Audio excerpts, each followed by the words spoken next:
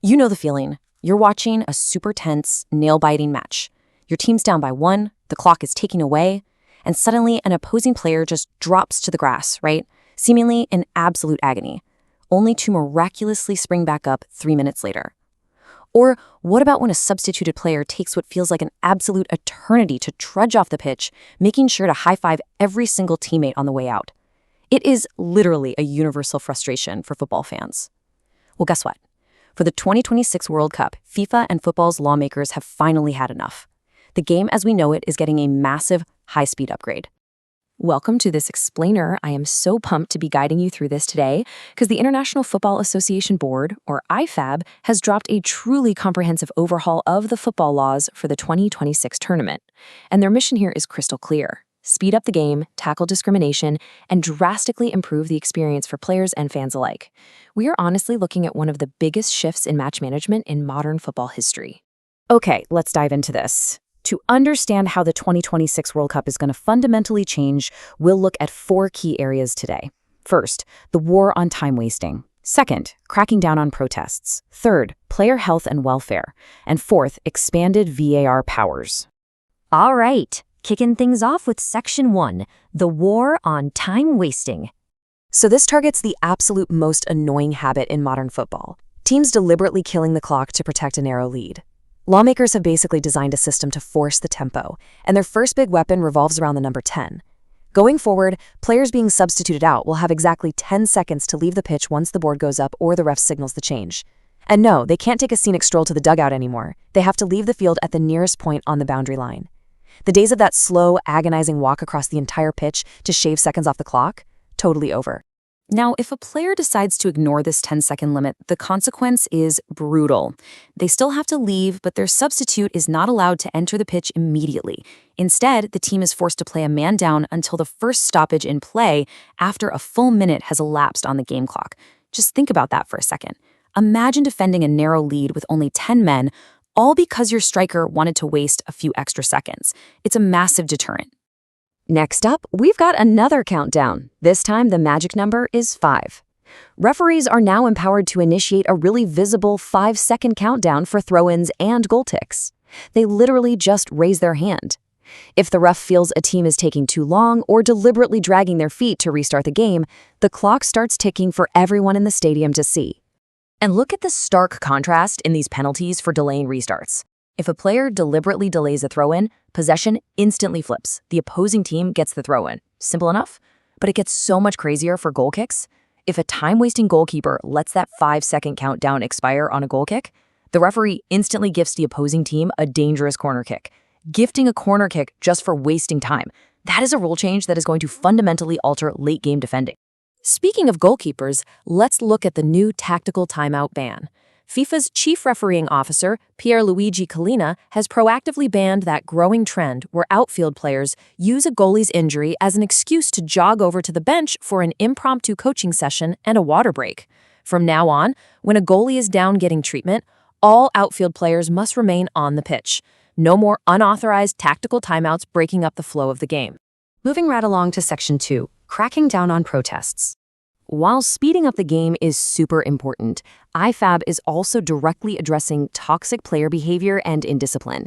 Their tolerance for aggressive confrontations and theatrical walk-offs is pretty much dropping to 0. And this leads to a really fascinating, highly specific new rule. Players who cover their mouths with their hands or shirts during confrontational situations, that's now an immediate red card. This comes directly on the heels of that incident where Benfica's Gianluca Prestiani was accused of making discriminatory slurs against Vinicius Jr. while covering his mouth to hide his lips from the cameras. Look, covering your mouth to have a friendly, tactical chat with a teammate is fine, but using it to mask insults during a fight, you are instantly sent off. And the harsh punishments definitely don't stop there.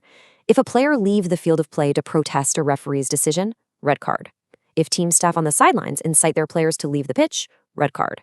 And if an entire team storms off the field to protest a call, kind of like Senegal did during the AFCON final against Morocco, that team automatically forfeits the match. The message here is basically, play the whistle or pack your bags. All right, let's shift to Section 3, player health and welfare. It's not all just strict disciplinary stuff. FIFA is also introducing protocols purely to protect the athletes pushing their bodies to the absolute limit out there. they've announced newly mandated hydration breaks. As you can see, there will be a mandatory 3-minute hydration break around the 22nd minute of each half in absolutely every match. In the past, you'd only see these if the weather hit a certain high temperature threshold. Now, guaranteed regardless of the weather. Though referees do have some flexibility, like if there's already an injury stoppage around the 20th minute, they can perfectly align the hydration break with that pause to keep the game moving. Next is a rule that I think perfectly bridges player safety with the war on time wasting.